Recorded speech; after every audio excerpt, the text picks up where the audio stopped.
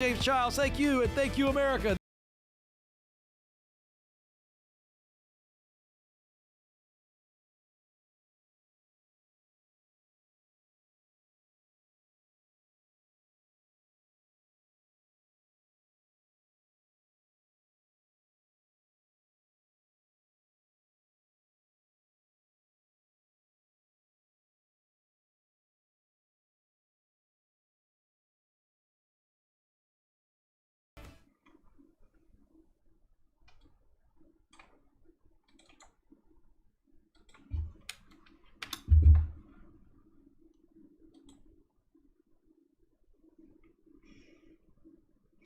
Alrighty, can I get some hi-hat?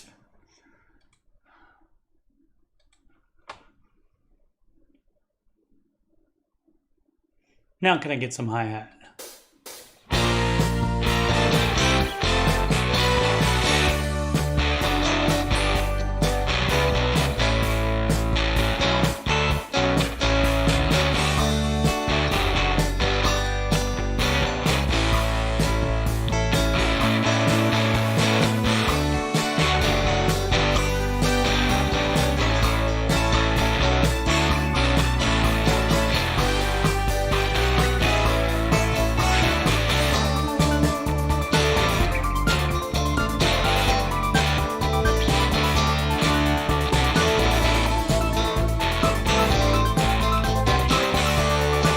The song is called Water Park Radio Ad.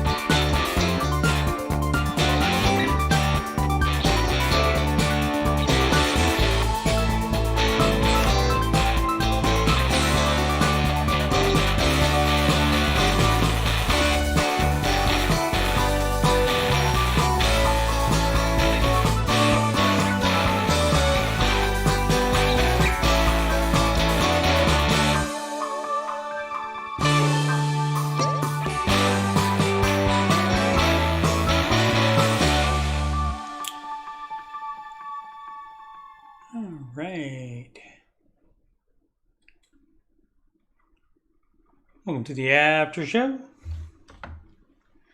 Coach Steve Money here. Next after show will be sometime in March. Do not know when. That's a TBA.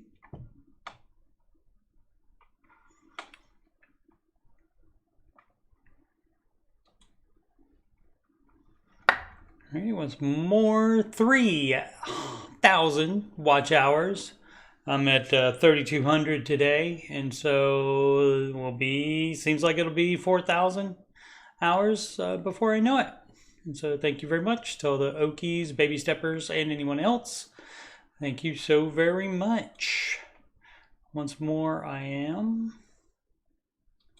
Coach Steve Money. I'm a Ramsey Solutions certified financial coach. And if you've got money problems or you just want to make sure you're on the right track, you can schedule a free, guest-free financial coaching consultation assessment with me at calendly.com/Coach Steve Money. That's a video conferencing appointment, so you can do that from anywhere in the world, even Franklin, Tennessee, home of the Ramsey Show. You can email me about coaching or anything else on my YouTube channel at coachstevemoney@gmail.com. Channel donations can go to paypal.me/CoachSteveMoney. Alternatively, you can send me Cash App, $Coach Steve Money, or a Walmart gift card to coachstevemoney@gmail.com. You can add me on the gram at Coach Steve Money. Of course, the YouTube channel is youtube.com/Coach Steve Money.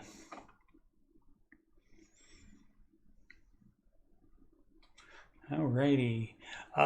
So I'm gonna start not singing any songs, because if I do that, then it will be copyright It is allowed to be used by most of the copyright holders, those music publishers. It's allowed to be used, but then the artist would get all of the, not just for the part of the video that features their song, they would get all of the money for the video. So I'm going to not do that, but those songs still live in my music playlist. You can find that on youtube.com/coachstevemoney. As you can see down below, the videos, Oak Island, past live streams, answering your financial questions with Ramsey Solution Certified Coach Steve Money, and that's me. And that show I do Saturdays and Sundays at 4 p.m. Eastern Time. On the weekends, Ramsey Show and Co. do it on Monday through Friday, and I do it on the weekends at the same time. Again, the music, there's 8 Ramsey adjacent songs in there. Give them a listen if you're so inclined. And there are the previous 365 episodes of the Ramsey Show Aftershow show, and today it makes 366. I have a bunch of other, so many different things going on my channel. And that, of course, is not the advice. The advice is to do one thing. And so basically it would just be Oak Island. I can't limit myself to that. And I don't want to have multiple channels either. Not yet. Maybe one day. We'll see how that goes. Alrighty. So no songs again, unfortunately. Today's Ramsey Show hosts were Ken Coleman, Carter Ken, and George Camel.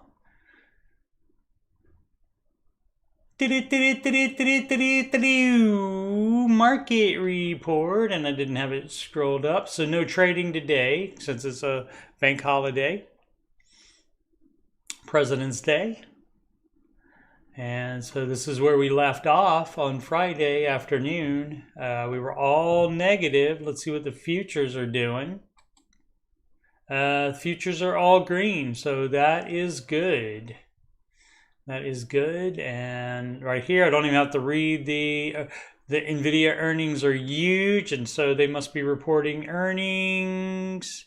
They are on February 21st, so on Wednesday. They are, and they are if you haven't heard of NVIDIA, they are a video card chip maker, and also an AI chip maker now, and that has made them, let's see what they are looking like in the past 5 years.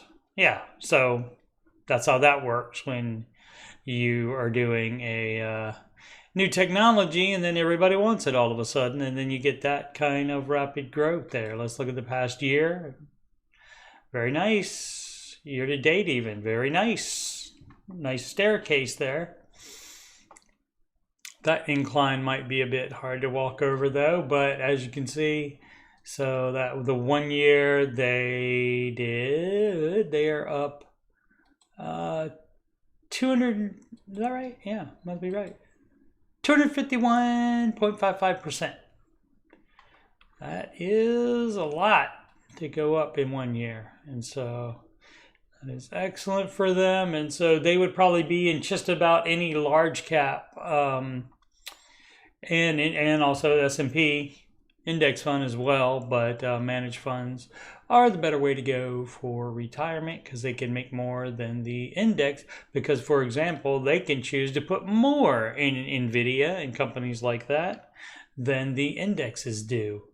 So that's how you get more money. Let's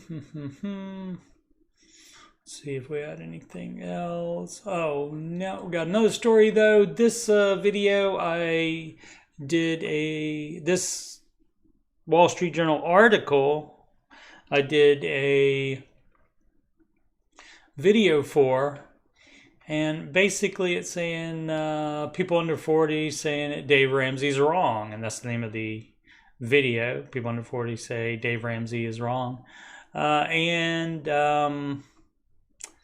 the article like tries to make it, I mean, they want to sell newspapers, they want to sell online subscriptions, and so I get it. And so I mean, I did a video about it. I would like to get subscriptions and views as well, so I get it.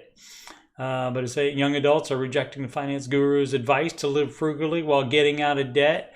But really, it's not everything that the younger people are saying.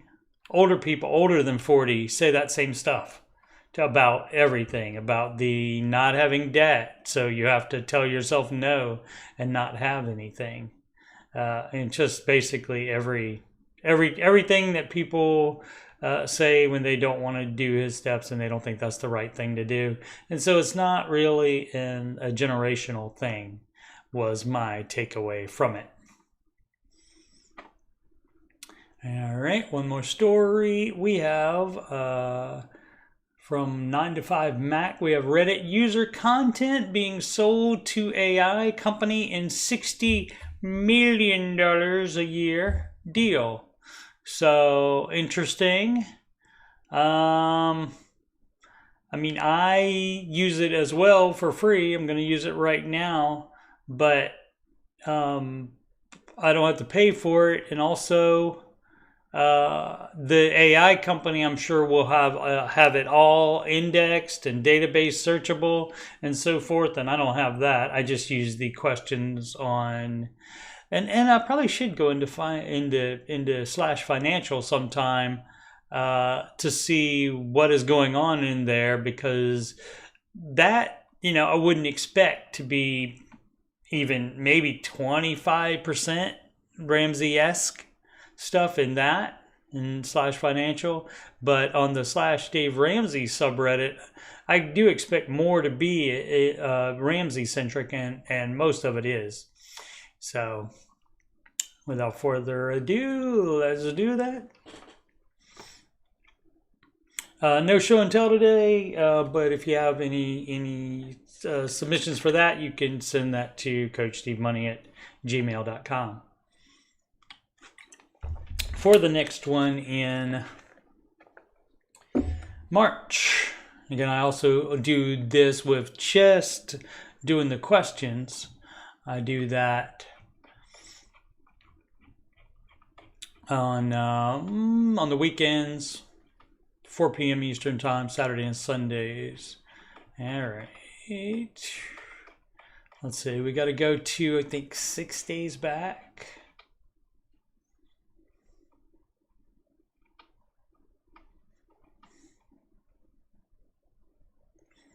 Did I do that one? No. RV, okay. No. Smart Investor.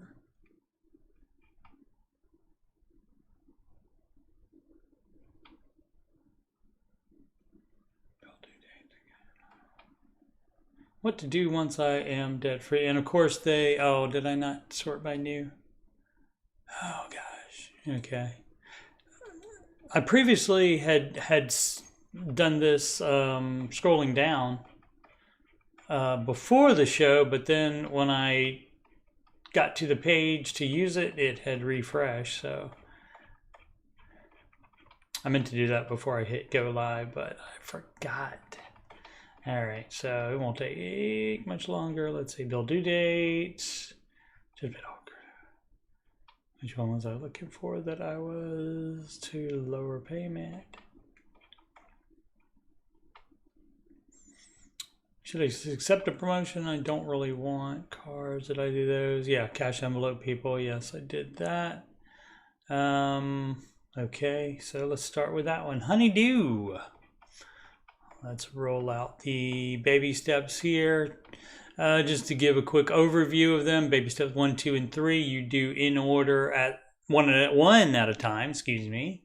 And that's save $1,000 as fast as possible.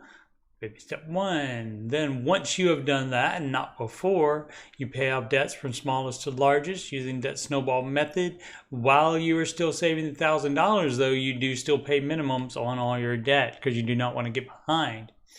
Baby step 3, once the last debt is paid off, this is non-mortgage debt, Once that's paid off, you grow that $1,000 savings into 3 to 6 months of your personal living expenses into a fully funded emergency fund. Step 4, 5, and 6 you do in order, all at the same time. And again, this would only be after baby step 4 is done. You invest 15% of your gross household income into retirement as baby step 4. Baby step 5, if you have kids and you want to help them with college, if both those things are true, that's when you would begin addressing that. If they are young, then you have more time, and so you don't need to put that much away for them every month. You can focus on baby step 6, which is paying off the mortgage early. Alrighty, so let's see what to do once I am debt free. Need some advice. 36 years old, single mom, make $53K a year, do not have a rent expense or mortgage. Well, that's pretty cool if you can get that deal. I'm currently paying down $25K on debt. Excellent. Currently contribute 10% to 401K. Should not be doing that while you're paying off debt. Should be paying off debt first. And I can take these off, because I'm probably talking too loud with those in. 401K, I have $8,000 in there. I would pause that. You're supposed to pause that while you're doing baby steps 1, 2, and 3, because those are more important than saving for retirement at this time. The office no longer matches 401K, but bases it on how well the company performs overall. Interesting. Aside from stopping 401K contributions, and paying off my debt, what would be the next steps once I'm debt free? Okay, looking ahead.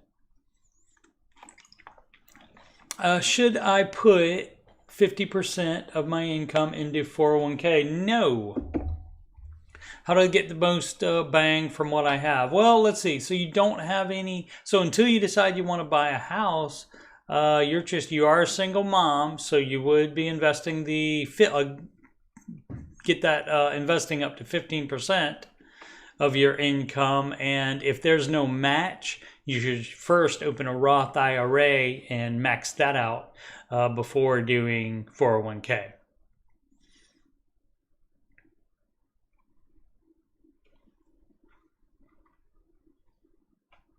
But 50%, no. So what you should do is as I said, the 15%, and then you address kid college. If the child is not that old yet, you don't have to put that much to it.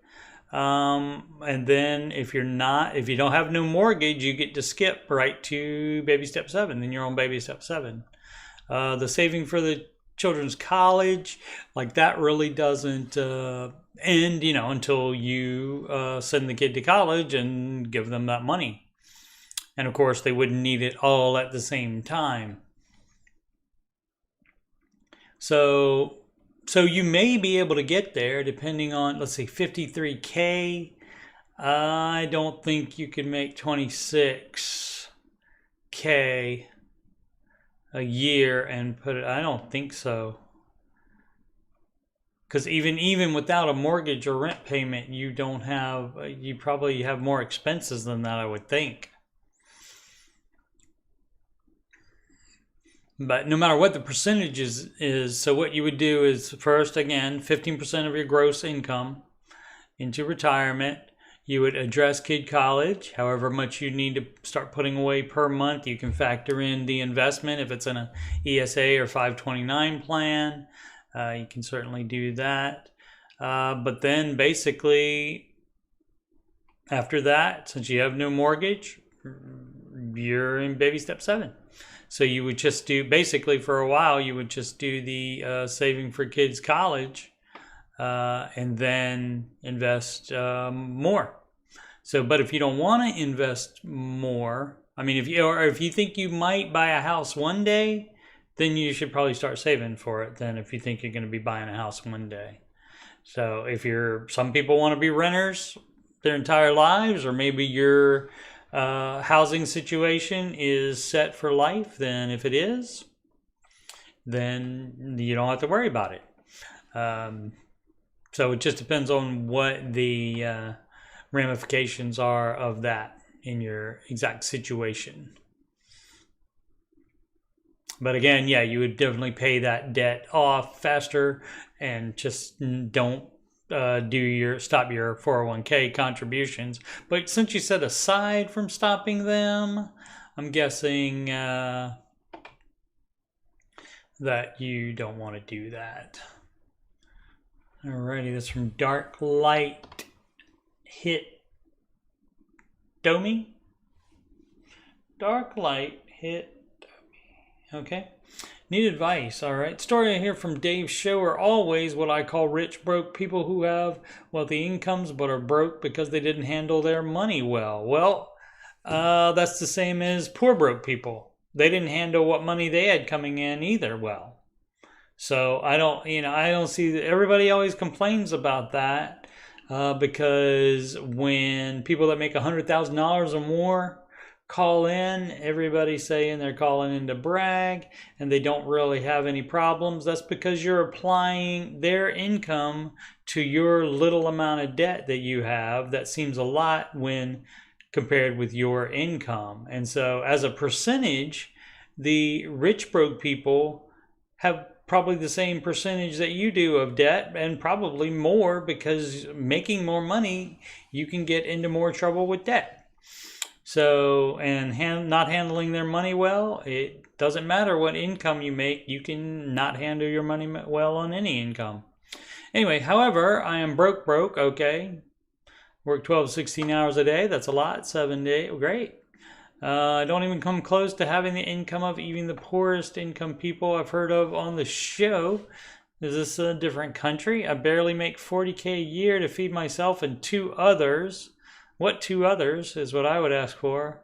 We live out of a single compact car. I can't recommend buying a used car when you live out of the car. Too many problems. All right, well, this is a lot of issues going on. Let's see, efforts with applications for job and failures. Well, you still got to keep trying. Don't buy fun stuff, right? You don't have any margin to do that. So, but living out of a car is not fun, I'm sure. Never had to do it, fortunately.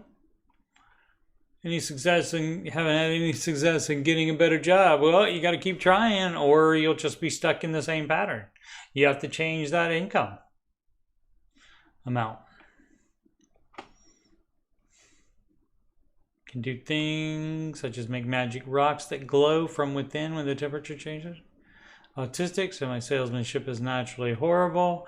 Yeah, you can't always be literal and blunt with people when you're trying to sell them something.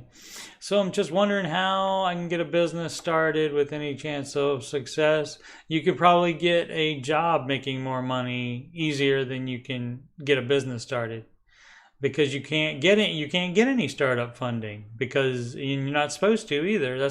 Any businesses are supposed to be built at the speed of cash. So that's it. I mean, it's a bad situation, and but the Ramsey baby steps, Ramsey advice requires income to make it work.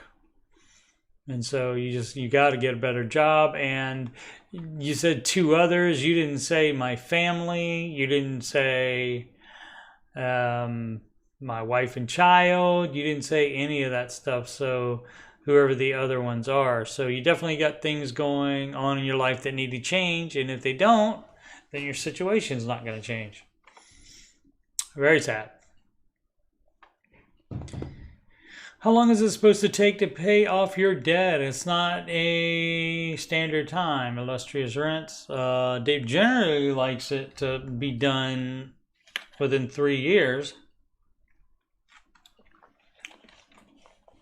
But it depends on how much you're willing to sacrifice in order to get it paid off. Some people aren't willing to sacrifice a lot, and that's when that can happen. Debt-free scream today happened that some people in the chat thought it took them too long to pay it off. And so, like I said, it depends on what you give up in order to make that happen.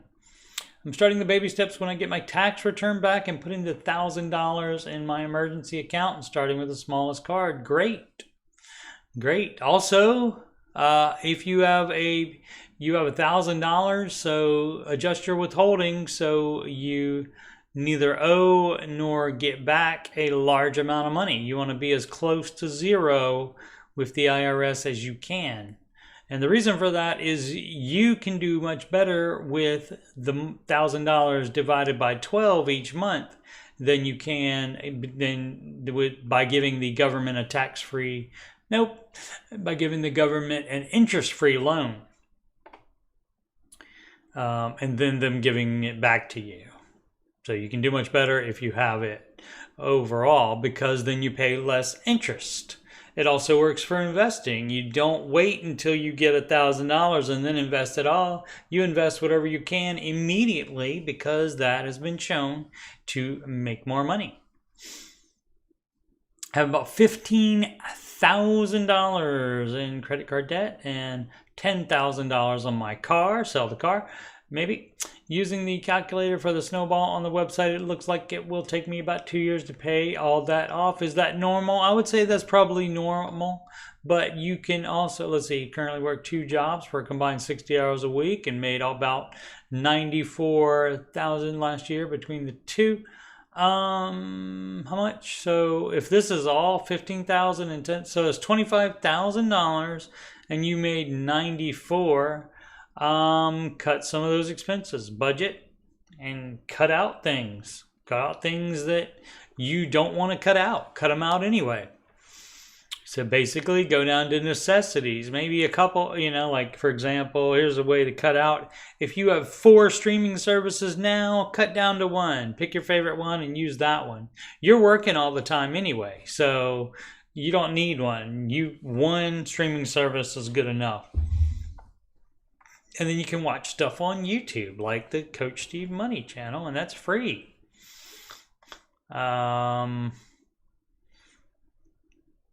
You can sell stuff with your $15,000 in credit card debt. You can sell things, dumb things that you bought and you're not using now. You can sell those.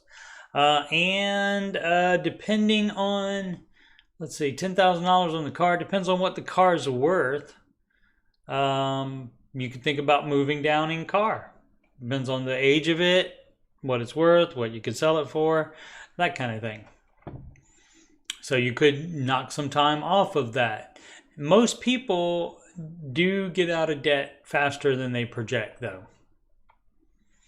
Just because once it gets rolling, you get more invested in it, no pun intended, and then you make it happen, which is my advice. Make it happen. 29_let's_go. Paid off my car today. I made a large payment and paid off my 2019 car today, and I'm very happy about it. All right, excellent. However, when I mentioned it, what up, Matty Bags? Most people thought this was bad or not worth celebrating. Well, so you see, what other people think doesn't matter. So you're very happy about it. That needs to be enough for you. You can't control other people and what their opinions are, so don't even give it a thought. It's like, if they say, oh, that's bad, or oh, that's not worth celebrating, you just let that go in one ear and out the other. And you just be happy about things that you're happy about. Don't let other people negatively influence you. 1, be careful with insurance. Does having a car payment make car insurance more beneficial? I never knew this. Some of them require car insurance. More beneficial. Well, I mean, you will, if you don't have insurance and it gets totaled, you still owe that payment regardless of it's totaled or not. So yeah, you do need insurance. Let's see, it hurts my this is what people were saying. Okay, I see, I got you. It hurts my credit. I suppose it does, but I don't have any intentions to get into debt other than the car that you already did. Apparently that's the only debt, so great. So again, so you gotta give people grace as far as we're the ones that are abnormal. They're just being normal with all their debt. and doing things like everybody else does. They're the normal ones, we're the abnormal ones. And so that especially comes into play when you get married and you guys do the same dumb stuff with money, and then one of the spouses all of a sudden hears this guy from Tennessee on the radio or sees him on the YouTube, and then all of a sudden that person changes. So, and you can't expect the other person, your spouse, to change immediately or at all sometimes. And so you have to, in that situation, you have to compromise, and you try to do as smart with money as you can agree to do together. So you got to communicate and compromise always. Let's see, I'm stuck with it more. I seriously don't understand how not having payments makes it stuck. I guess because you can't trade it in on another one and get further in debt, I guess. People have a really weird way of thinking. Normal people think really weird things. After this, I mentioned that I was going to go forward with an emergency fund, investing and saving for a house. Every single conversation I have was interest rates versus interest rates. Yeah, pulling from the Roth retirement account. Don't do that. 2% mortgages are better than it being paid off. Yeah, that's false, because that's not including risk. If you just do the calculations, yes, but there's no risk button on the calculator. And so Dave's advice is very risk averse, and so people don't have to do it, and most people won't do it.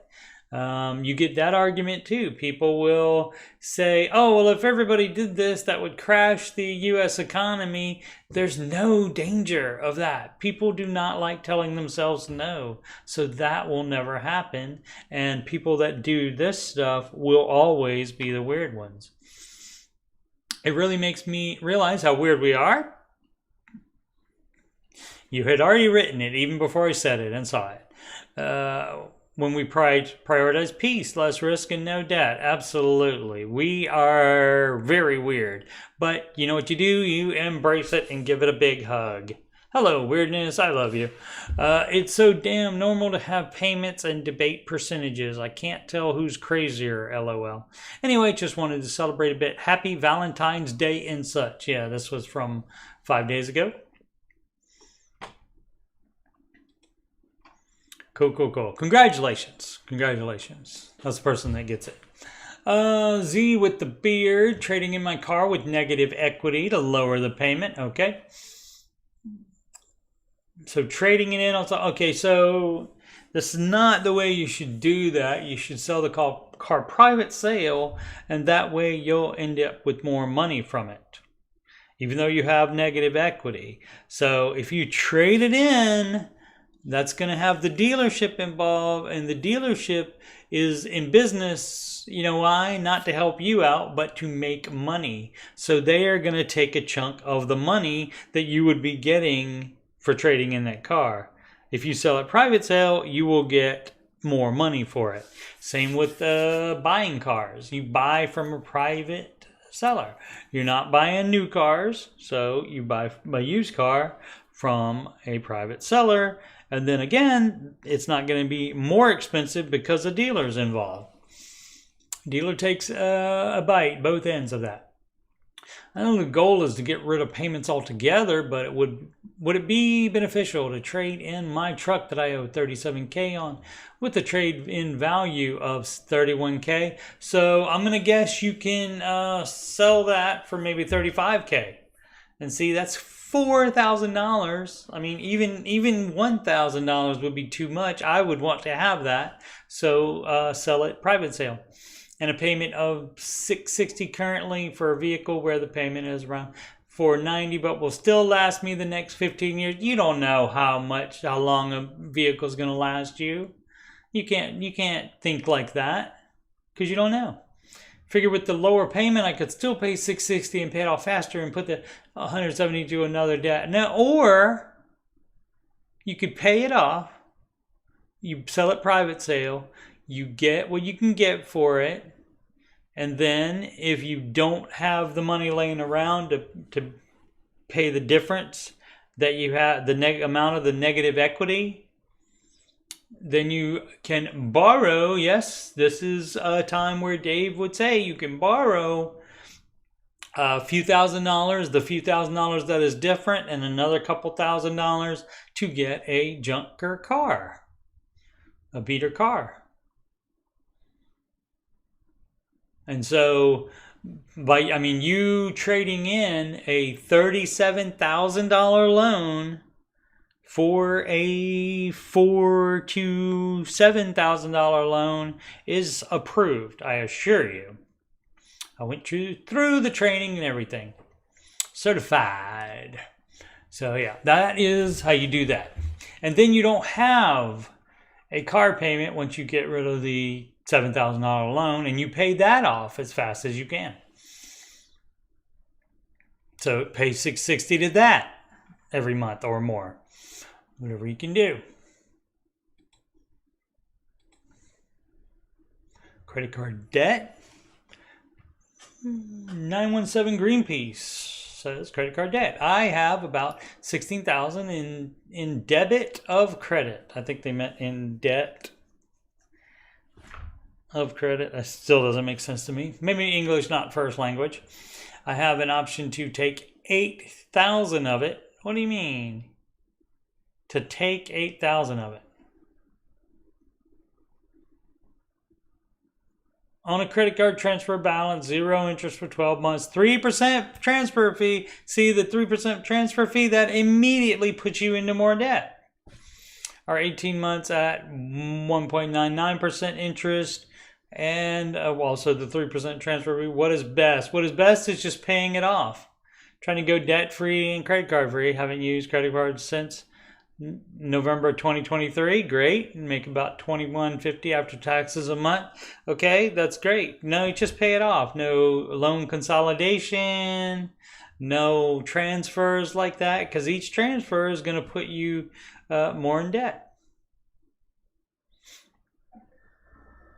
And then there's also the thing about what if you don't pay it off in 12 months or the 18-month one? What if you don't? Then it's going to go up to like 25% interest or something like that. Not worth it. Just pay it off. Just pay it off. Don't play the shell game with debt, moving it around like that. You still have all the debt, and in fact more because of the transfer fee. So that would be doing it wrong if you do that. Papa Payne 99 paid off my credit card. Hey, hi guys. That's my influencer greeting voice. I just paid off my credit card. Excellent. Now I have my car, which is around $1,100, and student loans, which are around $17K. I don't make a ton of money because I'm still in college, but I can afford to pay off my car.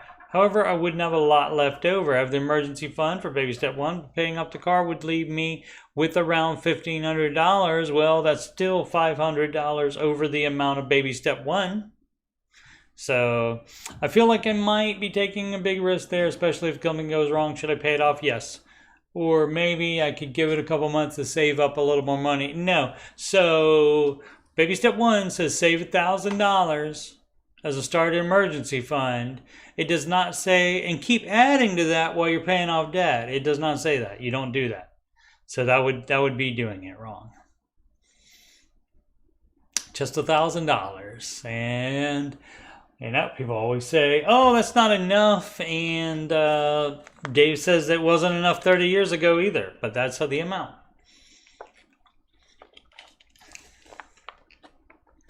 My ex-wife and I were able to do $1,000 emergency fund. We had a couple, minor emergencies, fortunately, and had no problem with that. But basically, you're just baby step 0 is you say debt is not an option anymore, and any other type of emergencies, you try to work it out as best you can. So you're not supposed to be comfortable in baby steps 1, 2, or 3. Now, once baby step 3 is done and you have a full emergency fund, then that's pretty darn comfortable because that is the land of financial peace. Vegetable priority 28. Vegetables are good and good for you. Just paid off our first credit card. So exciting. Excellent. We've just paid off and cut up our first credit card. The debt snowball is slowly growing. I found Dave via the Gram Reels. Awesome.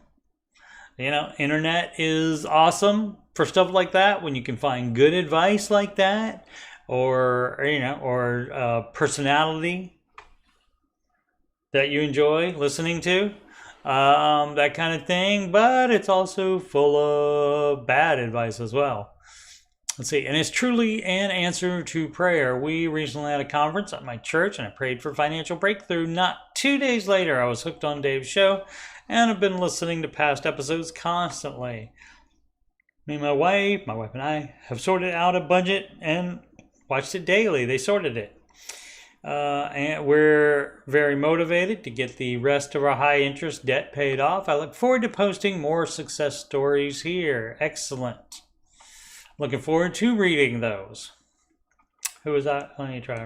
Vegetable priority. Oh, that's pretty weird. I ought to be able to remember that. Basic Scientist 1052. Trying this again. I've been trying to stick to the baby steps, but something comes up and I have to keep starting over. But I will never give up, so I have accomplished. Okay, $1,000 emergency fund finally paid off my car. So even if you have to go into the emergency fund again, you don't have that car debt. Paid off 4 of 9 credit cards, so might have done not smallest to largest there. But we'll give him the benefit of the doubt, or her. It took me some time and struggle to accomplish it, but feels so good. Also, can you send me money to, let's see, gotta open it up in another tab to see the, also, can you believe my car started giving me transmissions problems toward the end of last year, and all my family and friends suggested I buy a new car? Of course they did. The normal people. That's normal people advice. We're not them. That advice doesn't work for us because we're not normal. Just buy a new car, just get a loan. That's like alien stuff. It's like, I don't even understand those words. I told them I'm never getting a loan for a car, like ever.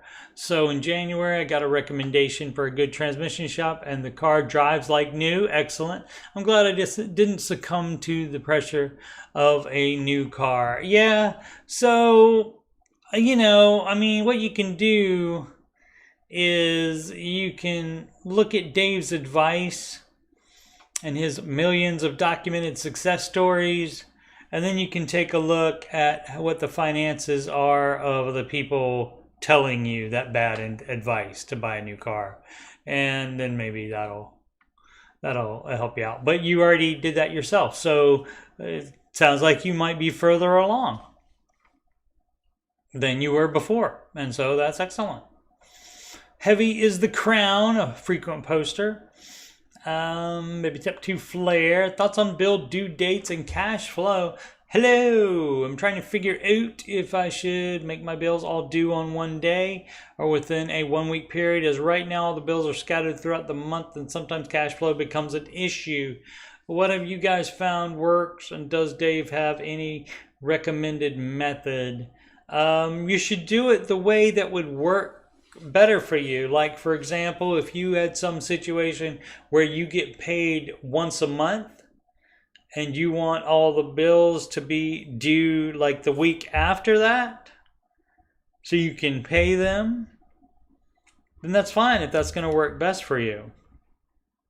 But most people are fine with them being scattered through the month, because that, if they get paid every week or every 2 weeks, because that makes it so they don't have to pay every single bill out of one paycheck. So it just depends. If, like I said, if you get paid once a month, that may be a better idea. But no recommended method. You just have to know what is due, and that money is in a locked box. You cannot spend that on other stuff. So you have to have, your budget has to go ahead of your checks. And you got to know how much money you have until the next check after you pay the bills. So you have to know all of this information. You have to have all of that worked out. So again, it depends on how you get paid. But I think most people getting paid every week or every 2 weeks are fine with like half of them being in one first part of the month and half of them being the second part of the month. And generally it's no problem in that case. But you do have to, you can't, the problem would be is if you're one of the people that will just spend all the money. And so if you're spending all the money, you should not do that. You buy only necessities while you're paying off debt, definitely. And then you stick to the budget. The bill due dates, the bills should be in your budget. And so you should have all that worked out on a budget. So maybe a different budget type of thing. You might want to try something like I do, is I use a spreadsheet. I tried every dollar. It didn't do what I wanted it to do. So I just went back to my spreadsheet on a free spreadsheet, Google Sheets. And what I do, my budget is like of course, it's being a single, it's very easy, probably easier for me being single. And so what I do is basically like a future check register. So I have the income coming in, and then I have all the bills that are due by that date and the amount for expenses like food and gas. I have that in there as well. And so all that's in there. So I know exactly what I will have. Stuff does come up, of course. And then you just, if stuff comes up and you say, oh, this week I'm going to have an extra expense. So you just add it in as a different line item. And then that changes your budget. So you could try that as well. I Will Teach You to Get Rich by Ramsey Sethi. I saw it's asking for thoughts. I saw the first episode of his show. He does some of the Dave stuff, but not all of it. And so some of the book directly contradicts, right? But the other pair very well, right? So, I mean, if you've already got the parts that pair well in the Ramsey advice, there's no need to be looking at any other financial advisor. And a lot of times when you try to mix them, you do have stuff that contradict and go against each other, so that doesn't help you by contradicting. So generally with a financial advisor, you pick one and go with that person's advice. TGH Dexter, sell part of my SNS ISA to build an emergency fund. Okay, so that is either Canada or UK. I can't remember. I think it's UK. The bloody UK. I don't know what SNS is, a company or I don't know. Sell part of my SNS ISA to build emergency fund. No, you wouldn't do that because that's a retirement account. You would not do that. Recently decided to start following the baby steps since reading the Total Money Makeover update coming for that book. This book, I guess a new edition of it, going to be updated for 2024, and that's coming in May, I believe. I'm currently at baby step 1 to soon to be baby step 2. Great. My question is, should I sell some of my investment fund to build an emergency fund up to the £1,000? 1,000 quid, love. I've currently got £400 or quid in my emergency fund and 1,800 in stocks and shares ISA. So I think that's a retirement account. And so if it is, if there's no penalties or taxes you'll have to pay, and you can just take the money out of it, then maybe. But probably that's your retirement, so you probably want to leave that in there and just stop spending money on other stuff until you get steps 1, 2, and 3 done. Selling some would allow me to focus the £200 I was using to fund the emergency fund each month and add it to my predicted snowball of $150. That is not that much a month, totaling $350 a month in snowball payments. It'll still get there eventually. Once you have everything, once you have stuff paid off, it'll get there after you have paid off the debt, and then you'll have more money to put into to do step 3 with the full emergency fund. So yeah, don't pull from retirement accounts. Like I said, if there's no taxes or penalty, then you might want to consider it, just a little bit of it out. But I would probably keep it in retirement, and definitely do not do it if there's taxes or penalties, either one. You're taking it out before retirement age. Alrighty, Smart Investor Helpful Ruin 6944. I'm 41, recently paid off $50,000 in debt, saved up an emergency fund, and I'm now looking for a smart investor following the Ramsey plan. What really surprised me is most of the pros I was connected with wouldn't take me on because I didn't have a large enough investment portfolio. And that's true, some of them do that. Not all of them, but some of them do that. One of them said they don't take clients under $500,000, right? Why would they want to even connect with people who are just coming out of FPU if they only, right? That's a good question. So they probably don't get a lot of people from Ramsey that they would work with, but it's still an avenue for them to get clients, though. But they do have to pay for that. They do have to pay Dave for those, so they must be getting enough to keep doing it. Let's see. I was talking to two and have some questions. One says they are part of Dave's exclusive advisory council, a small group of select smart investor pros. All right, they may be. I never heard of him having an advisory council. Is that legit? I have not heard of that either, so I don't know about that. They also partner with Cambridge Investment. And guess what? Sometimes people will lie to you. And smart investor pros are no exception. They can, when they are being vetted by the Ramsey team, they can answer all the questions correctly. And then go off the reservation once they go rogue after they get approved and start getting those referrals in. So if that does happen to you, you do need to call the Ramsey customer care line and complain about them. They also partner with Cambridge Investment Research, which appears to have had some SEC issues. Yeah.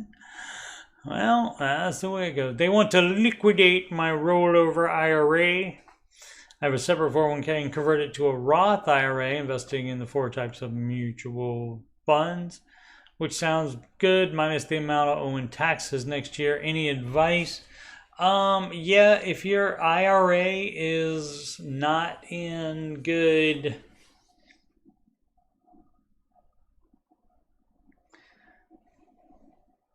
rollover IRA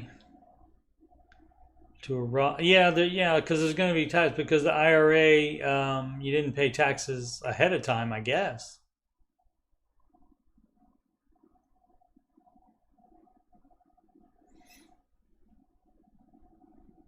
Oh no, it wouldn't be that. It would just be on the gains that you would have to do that. You would have to pay that in tax on. So because the IRA is not free growth. So that's why you would have to pay taxes on the growth, not the whole thing, but just the amount of growth that it has on it. So, and that is a good idea. Let's see, 41. So you still have 24 years at least, maybe more than 24 years in the market. And so, yeah, that'll make, you'll do better by having tax-free growth on all of that stuff. Absolutely. For reference, I have 125K combined in 401K and IRA. And the Roth IRA is what you should prioritize unless there's a match in the 401K. It's match, Roth, either type, Roth 401K or Roth IRA. And then back to the traditional 401K. Yep, unfortunately, some of their halos do slip after they get approved. MX Nart. Can this debt be paid off? Feels like I'm in too deep. Genesis to get out. Hi all, posting here because I'm not sure what the best course of action to take for my situation. Made some life decisions I regretted and ended up here with. approximately 110K of debt on a 67K income before taxes. Here's the breakdown of that debt. Student loans, 8.1K. Credit card personal loan, 55K. And auto loan, 49.6K. Selling the car. 100K per month payment. I think. Let's open up the whole thing. Yeah, 1K per month. So, yep. That, my friend, is a rent payment. So you're not living in your car like the other person. So I would sell that. First, I do want to get rid of the vehicle. That's great that you know that already. Currently 1 month behind on payments. Not great. However, it has negative equity. Vehicle's worth about 23K right now, and he owes 49.6 on it. Oh my goodness. So you see, kids, you don't want to borrow money to buy a car. My goodness gracious. So would it be a good decision to sell the car and take a 27K loan instead? Yes. Yes. Maybe a 29K, and then you have a $2,000 to buy a car for yourself. Consider bankruptcy and stop payments on credit cards alone for 2 months, almost 3 months. It has made some impact on my credit score already. Yep. But I'm having second thoughts about bankruptcy now. If it's possible, I would want to pay everything off. So that's up to you. Bankruptcy is the last option. Monthly income, $4,400. No emergency fund, so you're doing it wrong. Medical insurance, $9. All right, that's, I don't know what that covers for $9 a month, but all right. Therapy, transportation, car charging fees. Well, I'm assuming since the car is transportation, there's no others in that, and so would have regular maintenance on it, tires, etc., etc. Gym, you cut out the gym. Food, eating out, you cut out the eating out. Coffee, you cut that out. You make it at home. Take it with you to work from home. Subscriptions, gone. Student loans, $90. Don't have to pay for rent. How do you not have to pay for rent? Household items, $50 a month. Break down a credit card and okay, I don't need to know all that. That's a lot of different cards, dog, and loans. Crazy. Okay, so what was the thing you want? Oh, bankruptcy. 67K, you owe 110K. Yeah, you're not bankrupt. I wouldn't just wonder where your money went other than paying on all the loans at one time. Does it say for monthly? So let's just take a quick look. Especially not having any rent. You don't pay anything in rent. Or mortgage, apparently. Doesn't say you have anything to pay in rent. So what's the excuse? What did you buy that caused you not to be behind on your minimum payments? That is crazy. So monthly income after taxes, $4,400. Okay, so therapy and medical insurance, so that's $250, $350. We're cutting that out. We're gonna go down to $200 on food, no eating out. So that's $300. So that's $500. No coffee, no subscriptions, student loans. So that's $600. Household items, $50. Try to cut that down as you can, but we'll go. So $550, $60 to the Apple Card. $550, that is $610. $610. I should be doing this on a calculator. So where were we? $610.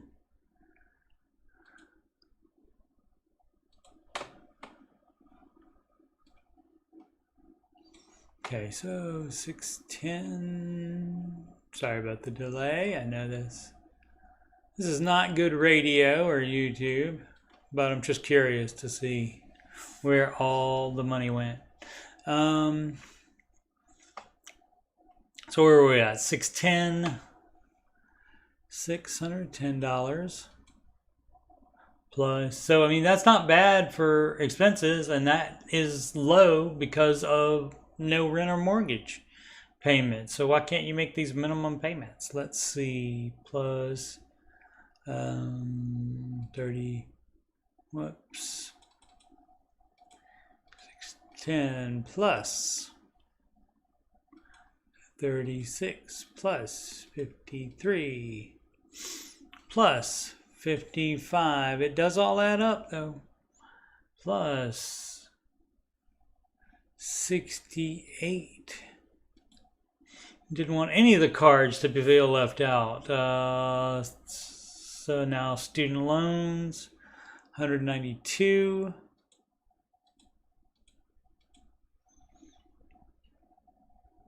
More student loans, 487.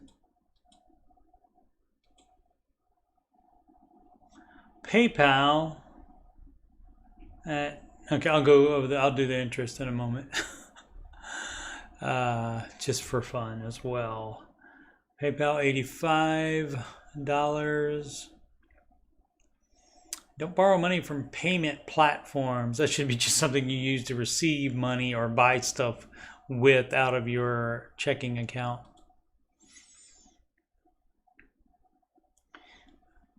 $156 to Bank of America.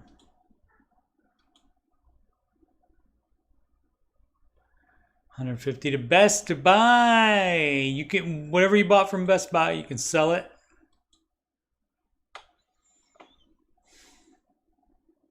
What is that? $4,000 to Best Buy at 27.99% interest. Okay, I'll go over that, all that in a minute. 190.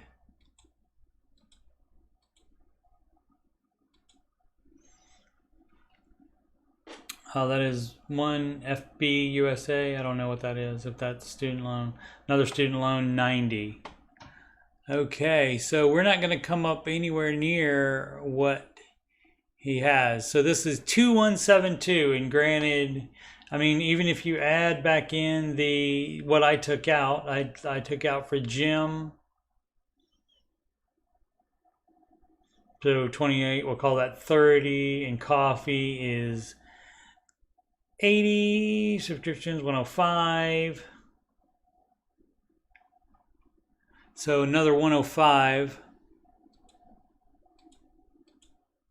So that equals $2,277 a month.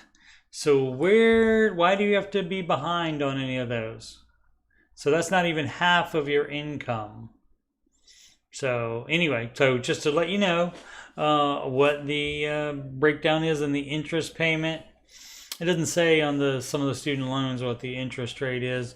So whatever one FB USA, Federal Bank or something like that, maybe. I don't know if that's student loan or not. That is 28% interest, and that is $6,800 balance. The Best Buy, the 28% interest, $4,131. Bank of America, 28% interest. And of course, these may have gone up when he got behind. But still, $5,000 on that. PayPal, 29% interest, $2,600 on that.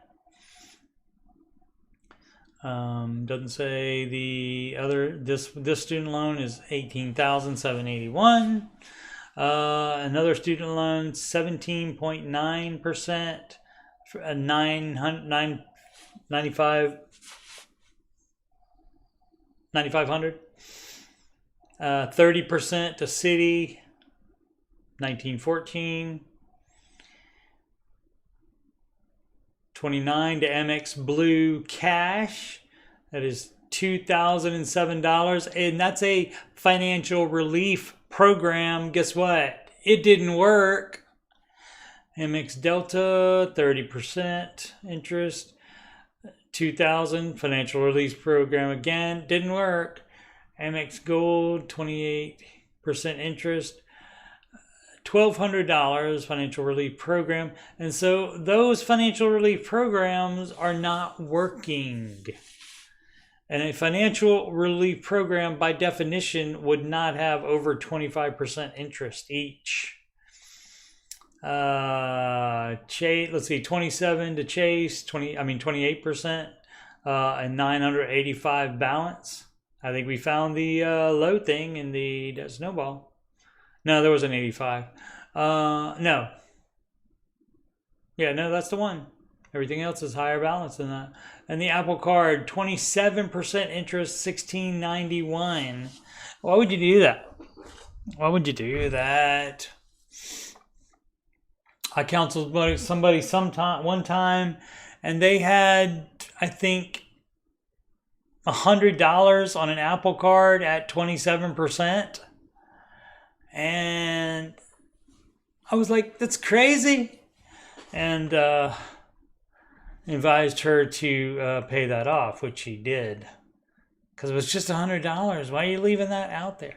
So, yeah. So anyway, there's half of your income going away to somewhere. So not budgeting. And so you do have to do that, unfortunately. Or fortunately, because when you do that budget, you see how dumb you're being spending money at places where you shouldn't be doing that. And you should be taking care of at least your minimum payments and being a responsible adult by doing that. So yeah, that's this probably could be a highlight.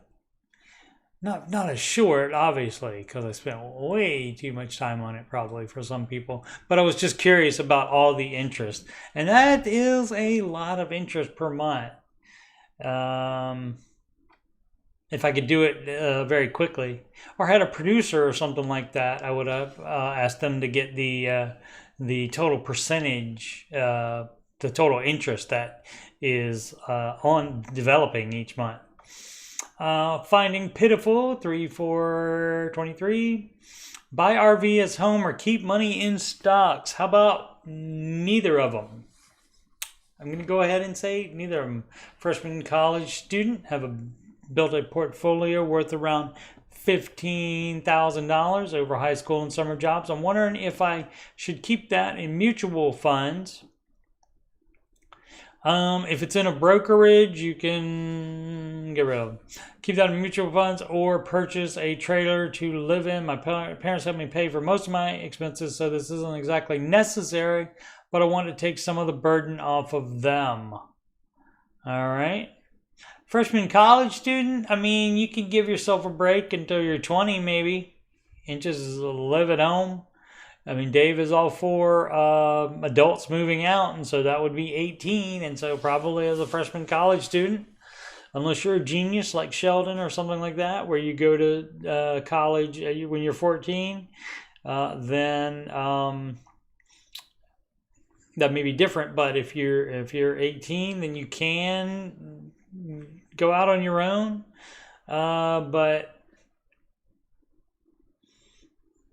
I don't know, because I mean, if you live with them, that is not extra burden on them as far as the living area, because you still have your room. So unless they're renting out your room as soon as you leave, then you're not costing them any extra money for that particular room. As far as food and stuff like that, you could just kick in for that instead of buying an RV. Kick in for the food and stuff. An RV rental spot would be around $300 to $400 a month, while my apartment is around $750. Oh, so they're helping you pay for it. So how does the RV? Oh, so you're just trying to lower expenses because they're going to help you no matter what the expenses are. Okay, I get it now. The other potential perks of this would be that I can travel for internships, and this is called justification station. Not living in an RV, would not recommend. The apartment being $750. let's see, build a portfolio of $15,000. So what kind of RV are you going to buy for $15,000? Edit, I did the math and it's not worth it whatsoever after paying lot fee plus additional insurance. Still thanks for the input and difference perspective. Thanks for your responses. Okay, great. We figured it out. Yeah, a lot of times you have the great ideas and go, oh, this will be awesome. And then you run the numbers and then you say, not only, and with the Ramsey plan, you also have to run the numbers and then factor in how much risk you want to add to that, because calculator does not have a risk button.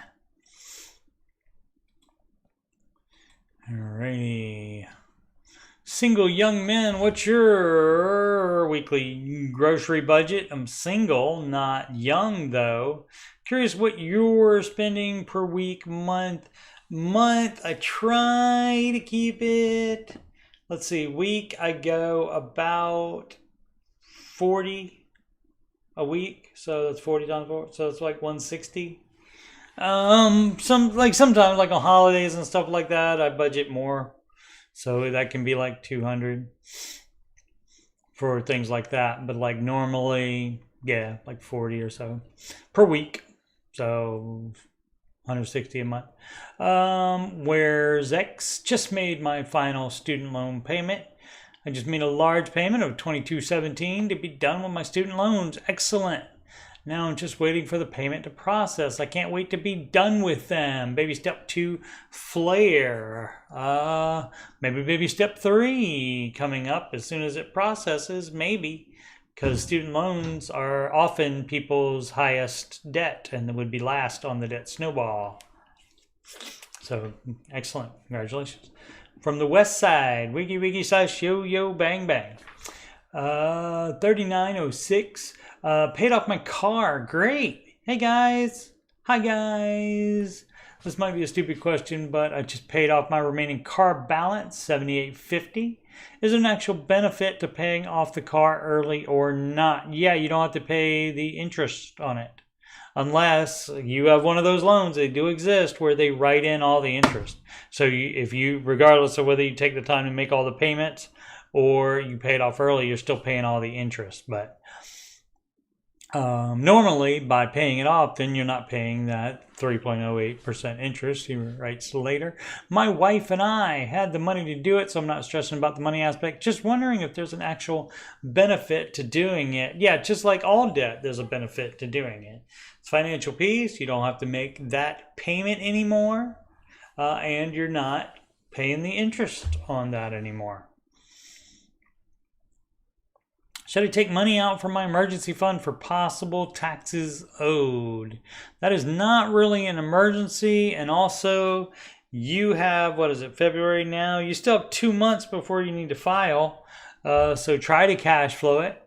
24 man, falling turkey is the user ID.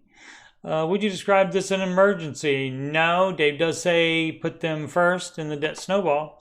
Or should I just budget the next 6 or 7 weeks, the approximately 185, 1,200-ish potentially owed? Yes. Instead of taking a lump sum, my margin would go towards refilling it back, as there is currently 3,500 saved. Nope. Currently in step 3, so I'm sort of torn on what I should do, as I could pay it off all at once. No, it's not an emergency because you know about it in advance and you've proven that you can cash flow it. You got more so than cash flowing it, because it's over multiple paychecks. It's not so much of cash flowing it as doing a sinking fund for it, where you're saving for that specific purpose each week. And so yes, do that. But my checking would only have a couple hundred remaining rather than the 1,000 I'm comfortable with. Yeah, you're not going to don't go below 1,000, and you shouldn't do that, because again, it's not an emergency. You know about it in advance, and you can save the 185 a week. Logan E27, what happened to Dave? I was right. I offered AJ, who wasn't in the chat anymore at that time and wasn't in there the rest of the day, the original AJ, not AJ2, And I offered him the odds. He's a gambler, and so I offered him odds. I said the over-under on what happened to Dave is 7. And I think it was actually just that, so it would have been a push. I'm trying to remember. I don't think an 8th. Of course, I didn't. Towards the end, I was setting up the after show and wasn't able to pay as much attention to see if someone asked where's Dave. But I did say the over under 7, and it's a push apparently. So he would have been fine if he took that, because nobody would win money. I'm a newer listener to the show and noticed recently Dave hasn't been on the show. Davecation is a thing. And when you are the owner, you can approve yourself to be off whenever you want. It's been close to a month since he last hosted. True. I like the other personalities and they do a great job. But I miss Dave. I may have missed that he said he was going away, but does anyone know? No, he doesn't announce that stuff. They don't do announcements on their show schedules or when they're off or anything like that. For that kind of stuff, you have to follow their Instagrams or social medias, and then you can find out. But as far as Dave, we didn't know he was on vacation until the mod said it just this past week. So they don't generally make declarations like that or statements or announce host schedules or anything like that. They don't do that. It's a private company. They're not beholden to anybody, so they don't have to do that. But it also could. I mean, who knows? It could have been. I mean, they do have in the beginning of the year they do have tax meetings and other such meetings. And so he could have been some of the month, it could have been meetings. And then after a month of meetings, when you like to, or 2 weeks of meetings, when you like to be off for 2 weeks. So maybe it was that as well. So, but at the moment, Davecation for a few more days, and a few more, could be 3 more, Tuesday, Wednesday, and Thursday. And he doesn't work Fridays, so that could mean he's out till Monday. Few applications, 1620. What should I be doing differently? Anything that you're doing wrong, do differently. Let's see. Been following. All right, let's go ahead and open it. Open the whole thing since it goes over the first page. What should I be doing differently? Been following Ramsey for about 9 months. Wife and I have 2 good vehicles, paid, excellent. No credit card debt, excellent. No student loans, excellent. $67,000 in a high yield savings account, about $30,000 in our main Chase checking account, and another $10,000 in an E-Trade max rate checking account. Investments, $32,000 in brokerage, $46,000 in IRA, 401k, I'm 37, 32, 2 kids, 6 and 3. On a bad month, okay, just expenses and income. Mortgage balance just under $200,000 with a value of about $450,000. Okay, that's great. So you owe $200,000 on it. So you would be more. I know I should be investing more and putting more towards mortgage, but I'm paranoid. I like having the cash available. I know what Dave would do, but what would y'all do? It doesn't matter. People are going to have different opinions on it. So, but the Dave answer to this, of course, would be you don't do, it sounds like you're doing other investing. I mean, the high yield savings accounts would also count as investing. The individual brokerage also. So, but you should be putting 15% of gross into retirement. So, and if that's a regular IRA, it should be a Roth IRA, and change the 401k to a Roth 401k if your employer offers it. Not all of them do. So yeah, invest 15% of gross. So you would basically take the money out of the let's see if they have enough. 67,000 high yield, 30. It doesn't say which one their emergency fund is. So we'd have to take out for that. Let's say expenses. No. So, but anyway, they can pay off the mortgage and probably have enough for their full emergency fund as well. If not, they can pay off a bunch of the mortgage anyway, all but a little bit. And so, yep. So, yep, you're doing it wrong, and so that's what you should be doing differently. But I'm sure 41 comments. I'm sure some of them said you're fine. You can do what you want to, and you can. And you can, but you asked where I could see it, so I'm giving you the Ramsey advice. What mutual funds do you suggest? Also from few applications, the same person wants the answers from everybody. I'm a new person now. There was a time when I followed WSB. I don't know what that is. World Security Bureau, back from General Hospital days when I was in high school. That was a long time ago. What let's see. WS Warren Buffett. Whoops, why am I trying to do that? I don't want to go away from this page. We want to go there.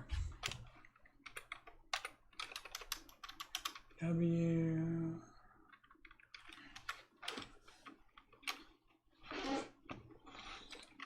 I need to get a little light on here so I can see. WSB in...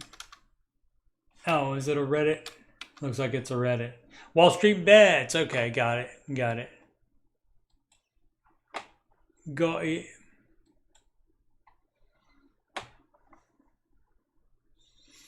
All right. Oh, AJ, what up, AJ? Speak of the devil, he shows up. Oh, and he's out already, so I couldn't talk to him about if he would have taken that bet. Which I wouldn't really bet with him. New person now. Since Dave won't give us his picks, what are y'all putting money into? I've had good luck with index funds, better luck with FBGRX. I wonder why. That's making more. That's a managed fund, and that's making more than the index. Imagine that. Have a couple ETFs as well, and they aren't making as much as that. So you should try to look for managed funds that is that making more than the index. That's what kind I suggest. A lot of people do want Dave to give his actual ones. First time investor needs some help. He doesn't, that's not his job. He doesn't do that. My friend took a job at Northwestern Mutual and I agreed to have them make me a tailored plan based on my finances. You do not have friends or family. Do your financial stuff, because they will put you in freaking whole life policies and such. But they're pushing the whole term life policy. I was right. Really hard saying it's the difference between renting term and owning a home whole. Yeah. Can somebody explain that to me? Also, the recommendations or investing are. Okay, so here's what happens. The whole life policy makes them more money. Also, the recommendations for investing are, let's see what dumb junk this is, or if there's anything actually good. Lowering 403b contribution to 5%. Nope. Let's see, 5% to Roth IRA. Roth should be first. 4.4% towards whole life. Nope. Looking to group long-term disability. Unless you're old, you don't need that. You can retire earlier, closer to 60, and still have a legacy to leave. No, that's what they say, but that doesn't end up being the case. And also, when you die with whole life, they pay out the death benefit, but they keep the investment portion. So to make money on that, you have to pull that out before you die. And then, of course, there's fees and such for doing that. So no. If your friend is trying to sell you that, then that person is not your friend. Because in order to be selling that, they do have to understand it, and so he doesn't get a pass for being dumb, because they do have to understand it.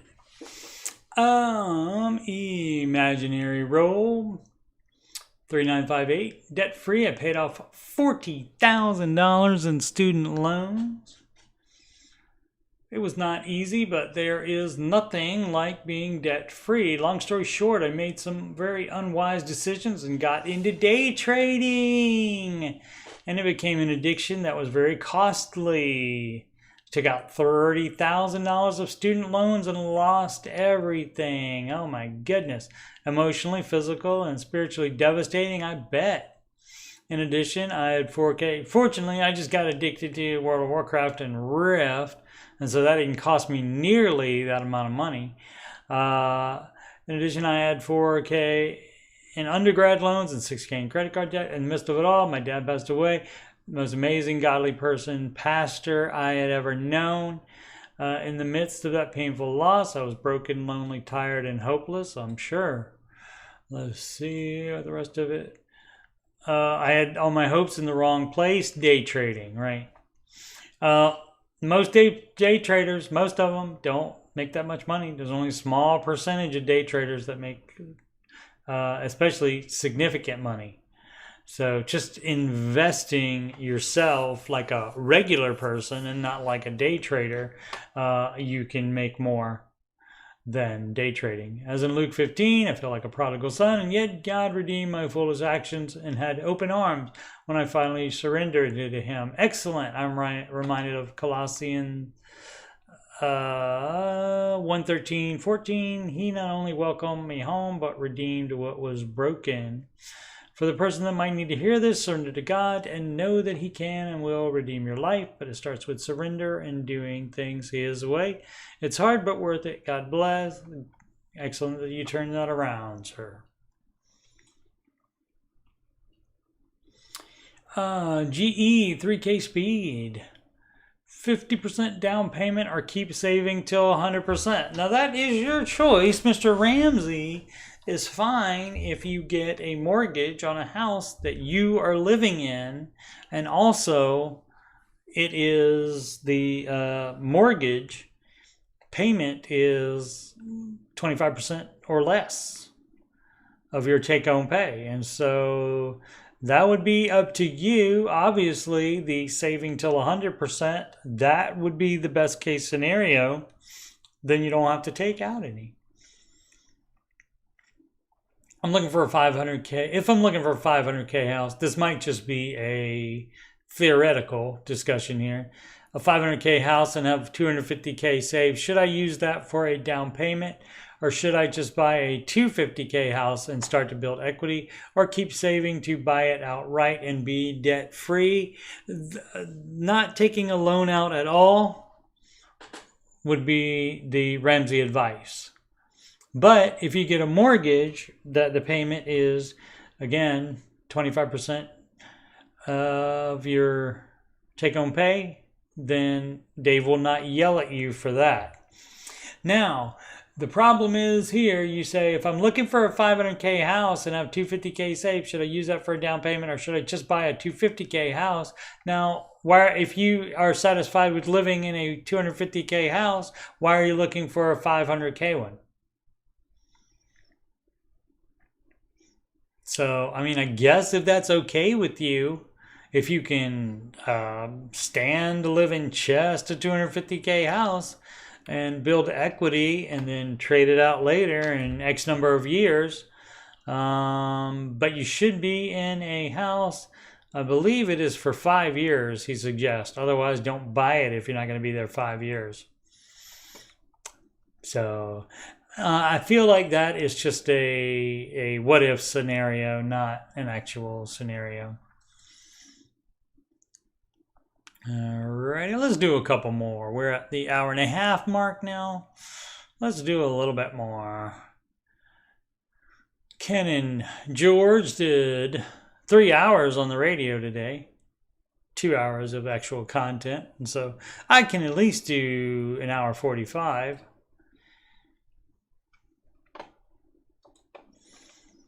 This one is, who is it? Debt Help Needed 502, okay? Buried in debt, but just received some money. How does a car fall into the snowball? Transportation is part of baby step 0. So let's see, if you owe money on it, it would be first if it is your lowest debt.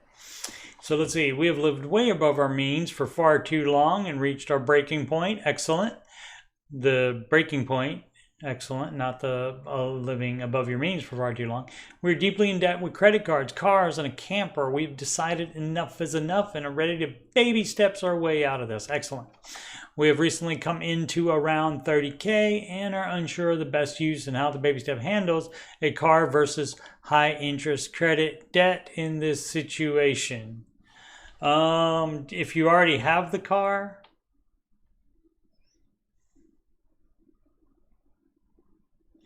so it's going to still be smallest to largest.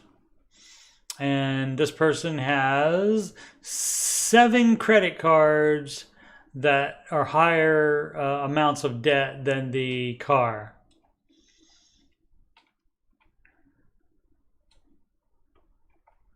So some interest-free cards, but only for 4 months. So you do want to get those paid off anyway. And those come before that. So let's see. And then they have some credit cards afterwards. And a truck, sell it. And $595 a month payment. 4 years left. And a camper, sell it. 11 years left, $400 a month. Sell the camper. I would like to keep around $2K in savings. You do $1,000 while you are in debt still. Plus, we'll need to keep a couple thousand to sell the truck and camper due to negative equity. Oh, I didn't know you were going to sell those. Great. That's great. Big question is, with the cash left, by tackling the smallest debts, the car gets paid off. No, it doesn't. Oh, does it? Will it still? Let's see, 111. Yeah, because the credit cards are low amounts. 1,100, 1,600, another 1,600, 2,500, 2,500, and then 3,600. Okay, so yeah, they're low amounts, so the car would still get paid off. So what is the dealio? But the credit cards, specifically the 16K one, are eating me alive with 200 plus being added in interest a month. Well, if you get the car paid off, you have, let's see, you're going to add, it doesn't say how much they're paying on all the credit cards and the car each month. So it says the car is 230. So no, you do the baby steps as written. And you pay off all the stuff that's lower first and then do the higher. And there is a better option for the cash that I am missing. Pay off your debt. To get ahead of the questions, most of the debt on credit cards are household bills, groceries, and medical bills that we couldn't afford due to spending too much on the truck, camper, and trips. Right, all of which we were ready to stop. That's great. And you already decided to sell those dumb things. Cool. Credit cards cut up already. We recognize we are the problem. It's me. Hi. I'm the problem, it's me. And are working to make improvements. My wife was a stay-at-home mom for years and now working. Our current household income is around 150K gross, so they can't possibly have problems because they make $150,000. So how can they have problems, right? Monthly net is around $67.50. Alrighty. Thank you for the help. Okay, and so, yep, you do baby steps as written, which pretty much is the answer every single time. Jelly Belly 326. Question on high yield savings account and the liquidity of the funds. Hi all, I'm looking at a Discover high yield savings account to park my emergency fund, and that's fine as long as you have immediate access to it. No 1 to 3 day transfers because your emergencies will not wait 1 to 3 days. No, will they? No, they won't. The answer is no, they won't. I'll help you out. My husband is concerned about the liquidity of the money, and he's right too. And he says he wants to keep $5,000 in our regular savings account. Does anyone else do that? Yeah, and you should be doing it too. The entire emergency fund needs to be 100% liquid. Now, there are some high yield savings accounts, I think, that have debit card access to them or check writing at the worst. But yeah, you can't have it where it's a 1 to 3 day transfer on that. Because emergencies do not work like that. That's why they're called emergencies. Flow BJJ 88. All that's left now is the mortgage. Excellent. We officially paid off all them maybe, except our mortgage. We are on a 4-year plan to get that paid off as well. Excellent. I cannot wait. We're only 2 years into the mortgage, so exciting to pay it off at 6 years. That is fabulous. Absolutely fabulous. Squid 2012. What to do about a car? Well, you don't buy a new one. Or is that, let's see, for about a car they have already. Let's delve into it and find out. And it's a bunch of stuff here too. No, not that long. My wife and I have 2 cars. Car 1 is worth about $20K trade in, maybe $24K private sale, and that's why you take the extra trouble to do the private sale for $3,000. Otherwise, the dealer gets, or $4,000 in this case, because the dealer gets $4,000 then if you trade it in, instead of you getting that keeping that $4,000. And car 2 is worth about $10K. We owe about $35 on car 1, $35K, with a monthly payment of $650, $13K on car 2 with a monthly payment of $300. All right, you at least got to sell the $35,000 loan car, and you're $15,000 underwater on it. But still, you would take a loan out for that amount. Go down to 1 car, if possible, at least for a hashtag season, a short time until you get your life and finances together. We have some credit cards which will be taken care of first in terms of the debt snowball, but I've seen the sell the car advice, and I don't know how I would exercise that advice. You would sell the car. A Ramsey coach said to sell the car and get a personal loan to cover the difference in the value. Yep, but that doesn't make any sense if we can just pay the car down to its value and then sell it, effectively doing the same thing. No, because you're paying all that interest at the same time and you're keeping that loan. So it might not make sense to you, but it makes sense to me, makes sense to Dave Ramsey, makes sense to that Ramsey coach, but you get to do what you want to do, of course. Net income per month is around $5K. We have an extra $500 to put towards the snowball with about $5.5K left on the smaller debts. All right. Also, hopefully the Ramsey coach said look at your budget. Would like to see where that $5K is going a month. So in cars, $1K of it is going to car payments, $950. And so that would get rid of the $650 car payment.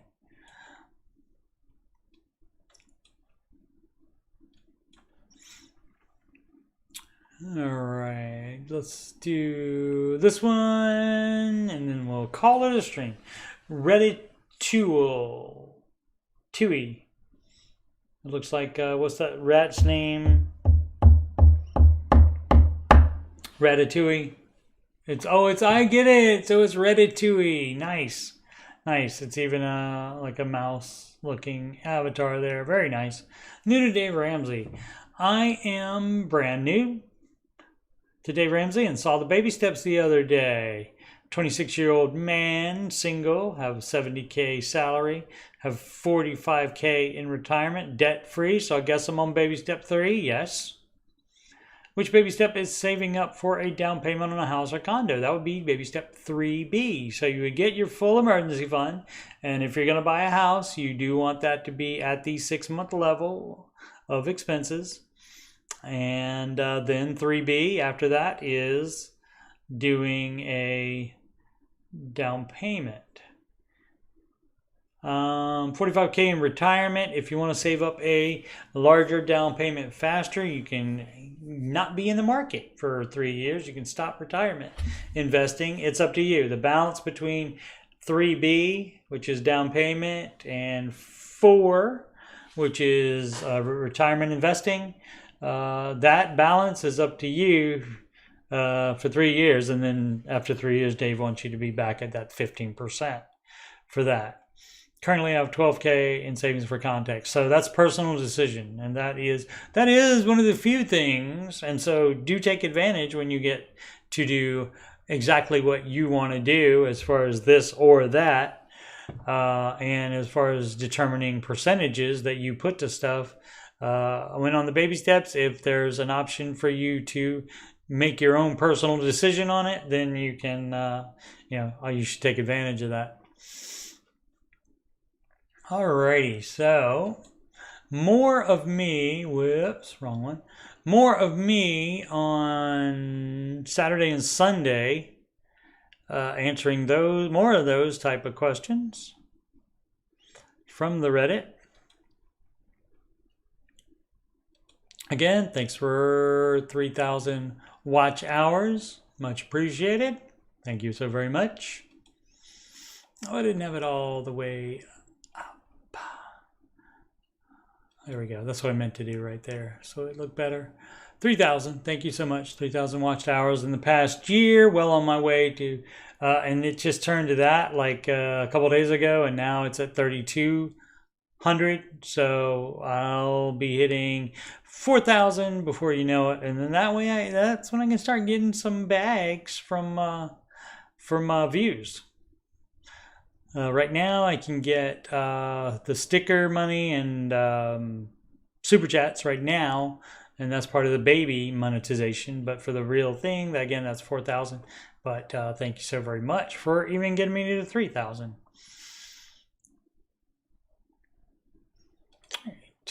So like I said, Saturdays, Sundays, answering your financial questions, which are the Reddit questions. And that is at Ramsey time, which is 4 p.m. Eastern. And again, that's Saturday and Sunday. Since they're not on, I will take care of it. On the weekends, they're welcome. And I am Coach Steve Money once again. Ramsey Solutions Certified Financial Coach. And if you've got money problems or you just want to make sure you're on the right track, you can schedule a free financial coaching consultation / assessment with me at calendly.com/coachstevemoney. And that is a video conferencing appointment. You can do that with me from anywhere in the world. And I have, not only am I a certified financial coach, I've actually done these steps starting with baby step 0. And so I have firsthand knowledge of having done it myself way before I became a Ramsey certified financial coach. You can email me about coaching or anything else on my YouTube channel, coachstevemoney@gmail.com. Donations can go to paypal.me/coachstevemoney. Alternatively, you can do Cash App at $CashSteveMoney. You can do a Walmart gift card to coachstevemoney@gmail.com. Also, the stickers and the super chats that are available on live streams as well. You can add me on the gram at Coach Steve Money. Of course, the YouTube channel is youtube.com/CoachSteveMoney. And thank you again for watching so very much. Much appreciated. I appreciated all the previous ones, and I appreciate the current ones. Thank you so much. Please subscribe, like, and comment. Oh, also, make smart financial decisions every day.